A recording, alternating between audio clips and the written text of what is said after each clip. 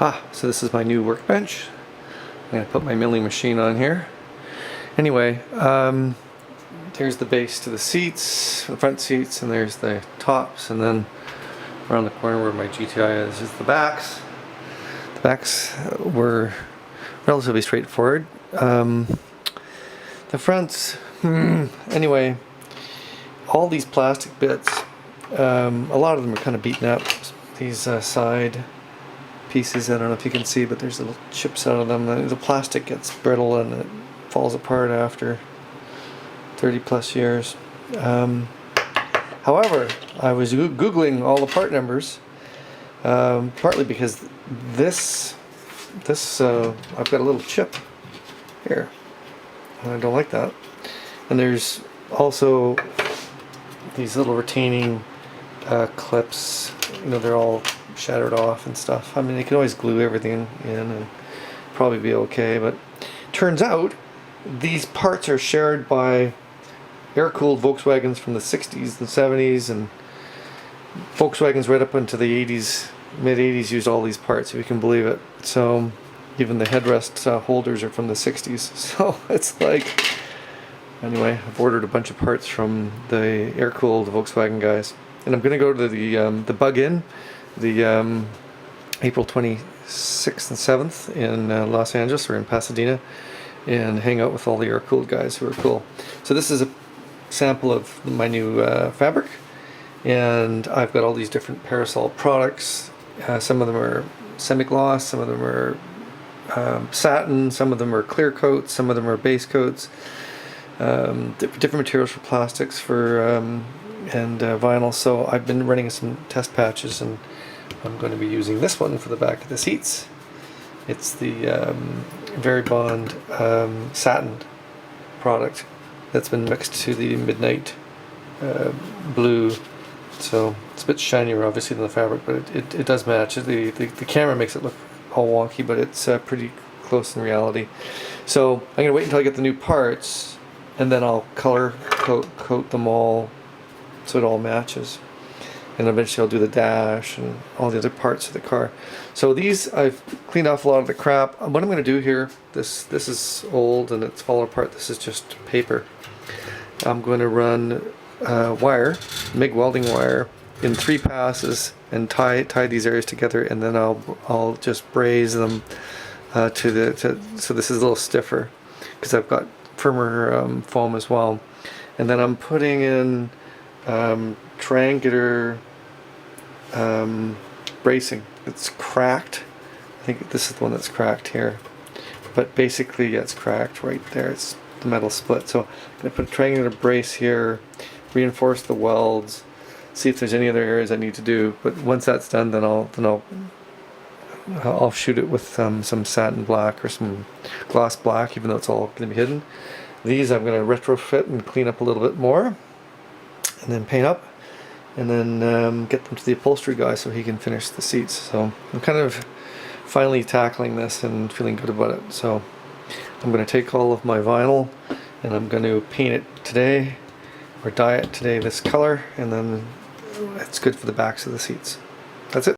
Well, I have just dyed the fabric for the seats, or the vinyl on the back, and then the fabric guy can go into the upholstery now on the seats, which is awesome. So got these things ready for paint, and ended up putting this additional wire down the center to replace the old paper, and bent and these right here so that it's much stiffer. Just effectively shortened the length of the wires, so they're ready to go. So I've been acid washing the rear twist beam axle. I'd scraped at it with wire wheels and various and sundry objects to get the rust and the paint off of it, and now it's all disassembled, and now it's soaking a little bit in some phosphoric acid and with a zinc wash, and then I'll sand it and clean it and prime it.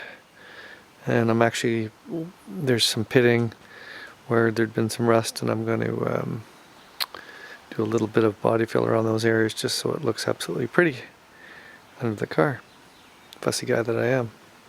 And there it is, all acid washed and cleaned back off, so I can get to the next stage of prepping it. So I've epoxied it, and then I've covered it in putty, and then I've sanded it so that it's all going to look really pretty. There it is. Well, I shot it with the epoxy, and then I used high build, but I put flex agent in it just because I thought it flowed nicer when I shot the bumpers. But I fucked it up, pardon me for swearing, and the high build shrunk and separated from the epoxy. Not just in the corners, but in some of the areas that are out, really made a mess. So I don't know whether it's adhered at all, but I'm gonna have to let, like I often do this where I'll shoot the epoxy and then I'll put the high build on about an hour later when the epoxy's not always entirely set. And it's okay because it usually causes the high build and the epoxy to chemically attach to each other, but in this case, a combination of maybe rushing it and putting too much flex agent in. I shouldn't have used any, but I just like the way it flowed when I shot the bumpers. So anyway, the high build is just to make everything really smooth and pretty, but I've paid a huge price here, so I'm gonna have to wait till tomorrow, sand it all down, or at least sand all the troublesome areas, and then reshoot it again, and then go to the final black, the semi-gloss or the satin black, which is what I'm looking for on this. Ugh. Well, I got the repairs done on the where the high build lifted in the corners, so I've got this re-epoxied and all the heart trouble spoilers after sanding it down. Let that dry, and then I'll shoot it with proper high build, and then more epoxy, and then eventually the top coat. And then I borrowed from the guy that's doing my seats, and he's almost done on the fabric. He's got everything cut and sewn, so it's beautiful. And that's the foam cutter. And then over here, I am doing the lower bolsters that go. Here's the base of the seat here, and the bolsters sit on either side. I already have a center section piece that's cut in 3 dimensions properly. It's stiffer foam than the factory foam. It's called UC55. It's sort of considered to be extra firm or high firm. So what I've done is I've created a bunch of templates with paper, because here's some of the original foam, and the original foam is, it's shot basically. Here's a driver's side piece that's completely gone. Someone tried to patch it with some felt, but you can steam this stuff. You can use like a clothes steamer or a fabric steamer, and you can give the old fabric new life, or the old foam new life. And I'm going to use some of the original foam on the upper parts of the seat, and we will steam it to bring it back to life. But I basically measured this inside groove here, and I'm doing a completely shit job. No, I'm not really. I'm doing a good job. But basically, I'm going to cut this into, 4 pieces that have got the right shape, and this is the follows the wire along there, and got to cut it to the right width and depth, and then we're good. So anyway, that's my project for the weekend. So just one last little thing here. I've bridged across on both sides at the top of the seat. This is the driver's seat, and also wrapped some steel around the back where it typically cracked. So this really stiffens it. It brings this member across the top into play and triangulates everything, and all of a sudden this seat is rock solid. So very much recommended modification to the seat frame.